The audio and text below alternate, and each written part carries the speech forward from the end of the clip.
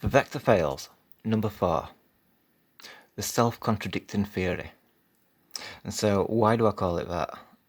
Because it's 9.8 meters per second squared. Now this means that it can't be a constant velocity because it's squared. So how can it be a constant velocity? So that side of a rising Earth is complete. It has to be debunked by itself. You know what I mean? Its own claim that we're 9.88 meters per second squared. So, on the other hand, if it's rising and constantly accelerating, then how do butterflies with such weak legs hold on to things? You know what I mean? It seems impossible for them to do such. You know, if we were rising at such incredible speeds. So, again, in the terms of self-contradictory, 9.8 meters per second squared. And so when we drop something, it starts at 0, and then after 1 second, 9.8, 2 seconds, 19.6, for it so on.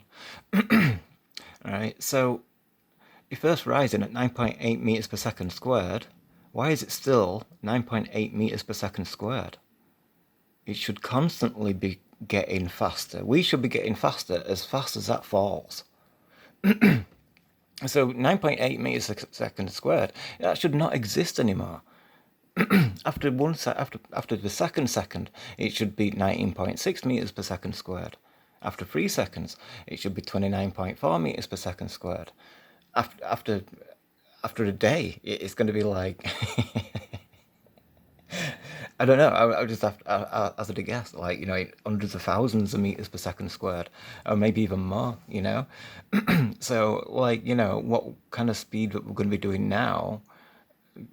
When did time begin? You know what I mean? I'm never going to be able to give an accurate reading or estimation until we know what time, when time began and how long it's been going on for.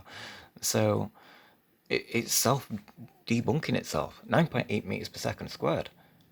You drop an item, it starts from 0 and gains speed. You drop another item, it'll start from 0 again and gain speed. If we measure Earth rising, it'll start from 0 and gain speed. If we measure Earth rising again, it's going to start from 0 and gain, well, with nothing to gain speed. All you have to do is drop something and then say that it's decelerating, even though you can see it speeding up. Which is, you know, so contradictory in itself. But forgetting the claims and all that kind of stuff, like, we've just got that 9.8 meters per second squared. It's self-contradictory. That debunks the rising Earth completely, absolutely completely. So you got to think, like, it's the rising Earth which gives you weight. So if I weigh 10 stone, and we're going at 9.8 meters per second squared, and we're constantly increasing, then the Earth's kind of adjusting to keep my weight, to maintain it to be 10 stone. And it's got to be able to do that to everything, like butterflies, and, you know, but because they're light.